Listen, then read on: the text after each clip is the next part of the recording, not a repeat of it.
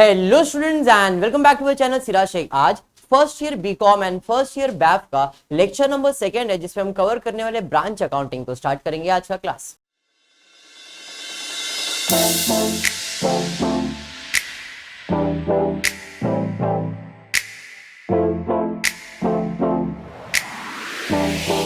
पिछले लेक्चर के अंदर मैंने आपको एक्सप्लेन किया था कंसेप्ट ऑफ ब्रांच अकाउंट। कितने टाइप के ब्रांच अकाउंट हो सकते हैं? दो। कौन से? Dependent, independent.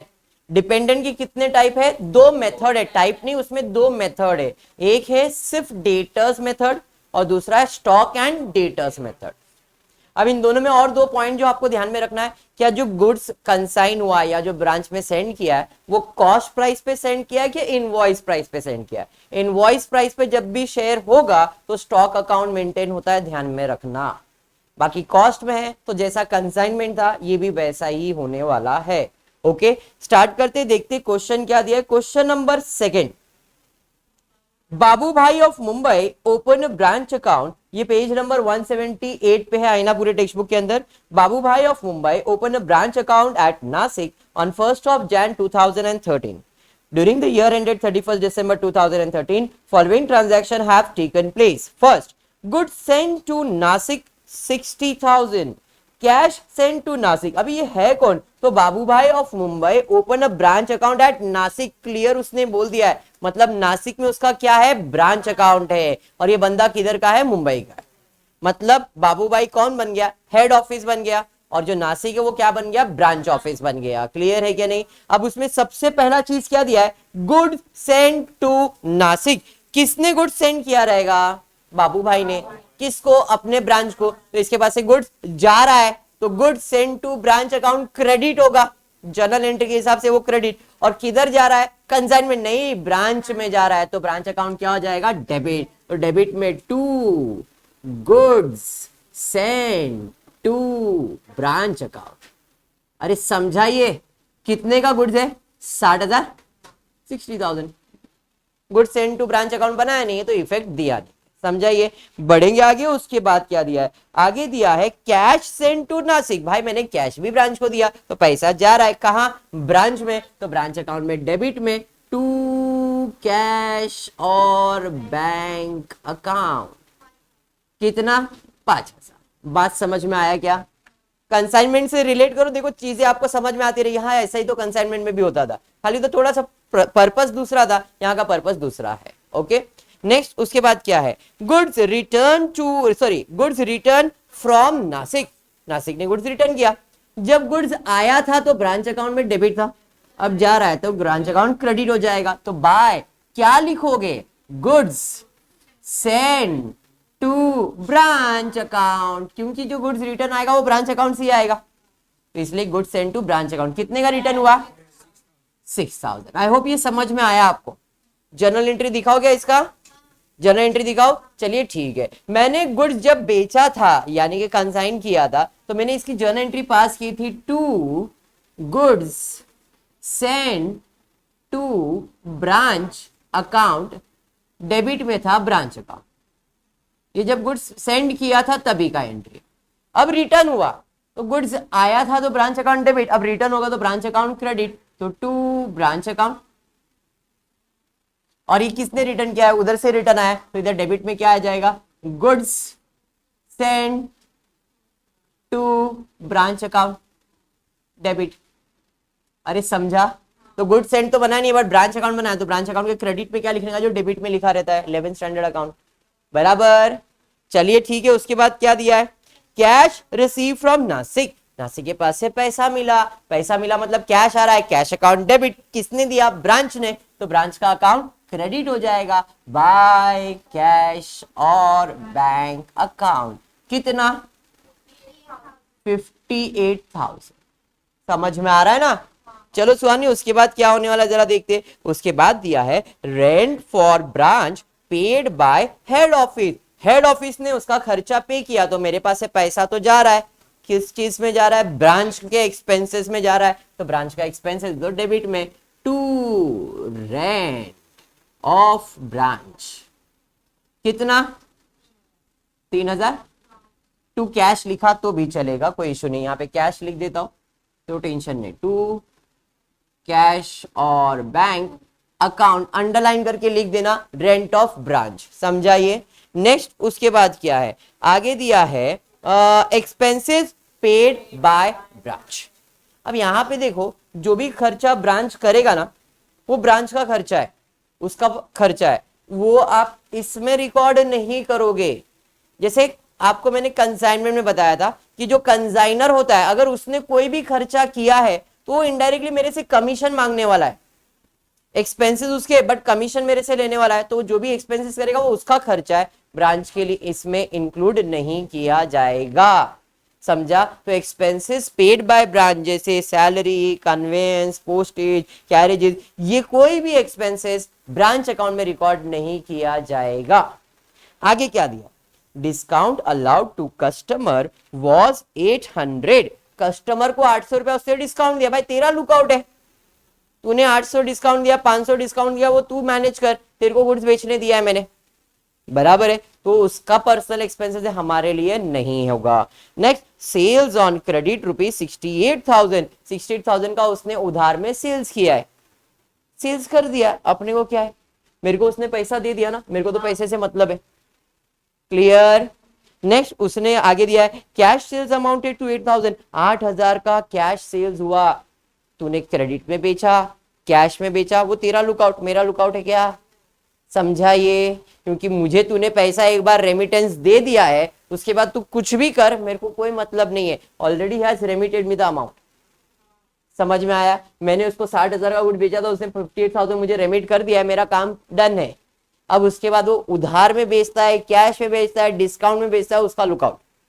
आगे क्या है, 31 दिसंबर 2013 को stock worth ₹6,000 was at branch, 5,000 was due from debtors and cash on hand was ₹1,000। ये क्लोजिंग बैलेंस है, ओपनिंग बैलेंस ब्रांच अकाउंट में डेबिट में जाता है और क्लोजिंग बैलेंस ब्रांच अकाउंट में क्रेडिट में जाता है। तो यहाँ पे by balance carry down underline करके किस किस चीज का बैलेंस दिया है, पहले तो स्टॉक दिया है, फिर कैश दिया है, डेटर्स दिया है। स्टॉक का कितना, 6,000, 1,000, 5,000।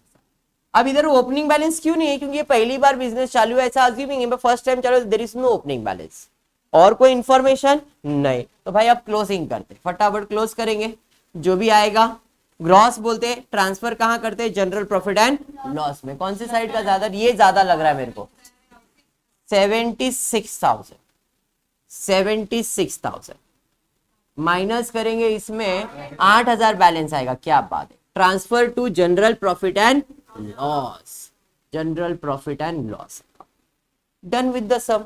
समझ में आया क्या।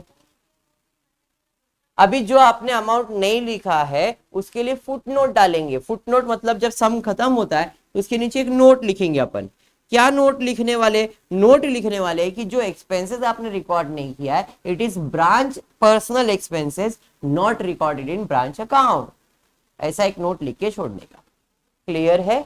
From the following detail prepare Mumbai branch account for 6 month ending 31 December 2013 after depreciating branch furniture at the rate 20% per annum। भाई अपने को डेप्रिसिएशन करके कुछ दिया है, ये फर्स्ट एडजस्टमेंट जो अपने को सॉल्व करना है। आगे देखते हैं आगे क्या दिया है। Opening balances of asset, branch stock, branch petty cash, branch furniture, branch debtors, ये सब दिया। ओपनिंग बैलेंस कहां जाएगा, ब्रांच अकाउंट के डेबिट साइड पे। तो भाई डेबिट साइड पे अपन लिख लेंगे to balance brought down, underline करके बताइए क्या क्या है। ब्रांच पहला क्या है, ब्रांच का स्टॉक अकाउंट है, branch petty cash, furniture, debtors, asset में इतना ही है। चलिए अमाउंट बोलिए, 20,000, 6,000, 26,000, 30,000, बराबर है। अब ये असेट्स था तो डेबिट। ओपनिंग लायबिलिटीज भी तुमको दिया है, देखो ओपनिंग ब्रांच लायबिलिटीज में ब्रांच आउटस्टैंडिंग एक्सपेंस है। असेट है तो डेबिट साइड पे बैलेंस आएगा और लायबिलिटीज है तो क्रेडिट साइड पे। तो बाय बैलेंस ब्रॉट डाउन किस चीज का है? आउटस्टैंडिंग एक्सपेंसेस कितना है? 1000। बात समझाइए। फिर उसके बाद क्या है जरा चेक कर दे। उसके बाद दिया है गुड्स सेंट टू ब्रांच। मतलब क्या है इसका? मतलब गुड्स दिया ना ब्रांच को, तो गुड्स दिया तो एंट्री क्या है? गुड्स जा रहा है, गुड्स अकाउंट क्रेडिट कहां जा रहा है? ब्रांच के पास, तो ब्रांच का अकाउंट डेबिट हो जाएगा ना। तो to goods sent to branch account कितना है? 1,80,000। आप डबल कॉलम बना सकते हो, जरा सिंगल कॉलम बनाया, डबल कॉलम भी प्रिपेयर कर सकते हैं, कोई इशू नहीं है। उसके बाद पेटी कैश सेंड टू ब्रांच। भाई पैसा दिया, पैसा दिया तो अपने पास से पैसा जा रहा है हेड ऑफिस के पास से, और किसके पास आ रहा है? ब्रांच में। तो ब्रांच का account debit to cash account, underline करके पेटी कैश एक्सपेंसेस 16,000। नेक्स्ट क्या है प्रिया? उसके बाद branch expenses paid bye head office. Head office ने पैसा पे किया एक्सपेंसेस के लिए, तो ब्रांच अकाउंट में डेबिट में ही आएगा टू कैश अकाउंट। क्या क्या खर्चा किया है देखो जरा। डायरेक्ट अमाउंट ही दिया है, कुछ ऐसा स्पेसिफिकेशन नहीं है, 34,000। नेक्स्ट उसके बाद remittance receive from the branch. Branch के पास से पैसा मिला, पैसा मिला मतलब कैश आ रहा है, कैश अकाउंट डेबिट और ब्रांच का अकाउंट क्रेडिट बाय कैश और बैंक। रेमिटेंस मिला 2,38,000। उसके बाद क्या है? उसके बाद दिया है द क्लोजिंग ब्रांच असेट्स। बराबर है? क्या क्या है बताओ? By balance carried down. पहला क्या है? स्टॉक, फिर पेटी कैश, फिर डेटर्स एंड फर्नीचर। चलिए ठीक है। स्टॉक का वैल्यू बोलो कितना दिया है? नहीं दिया है लेकिन आएगा तो लिखो। सर कैसे हमको पता चलेगा लिखने का? अरे असेट है तुम्हारे पास तो इससे रिलेटेड एडजस्टमेंट भी है, तो इसका बैलेंस भी आने वाला, मैं फाइंड करके देने वाला। स्टॉक का वैल्यू बोलो कितना दिया है? 24,000। उसके बाद पेटी कैश का एक्सपेंसेस दिया 4,000 बैलेंस है। डेटर्स दिया है 34 और फर्नीचर का वैल्यू कुछ भी नहीं बोला ही नहीं, बट आएगा। कैसे आएगा वो मैं बताता हूं। एक एडजस्टमेंट है, उसके बाद डेप्रिसिएशन का। उसके अलावा क्लोजिंग ब्रांच लायबिलिटीज दिया हुआ है, तो यहाँ पे टू बैलेंस कैरी डाउन करके क्या है? आउटस्टैंडिंग सैलरी कितना है? 1,400। बेसिक सम था सर, इसमें कुछ नया नहीं था, तो आप क्यों पढ़ा रहे हो? पढ़ा रहा हो इसलिए बिकॉज यहाँ पे एक एडजस्टमेंट है, वो है डेप्रिसिएशन। चलिए देखते हैं डेप्रिसिएशन कैसे सॉल्व होगा। डेप्रिसिएशन सॉल्व करने के लिए सबसे पहला फर्नीचर का ओपनिंग वैल्यू चाहिए। तो फर्नीचर का ओपनिंग बैलेंस दिया है क्या? हाँ सर दिया, 26,000। डेप्रिसिएशन बोला है @20% पर एनम। तो 26,000 का 20% कैलकुलेट करो कितना आ रहा है? वो तो 10% है ना, 10% है 2,600।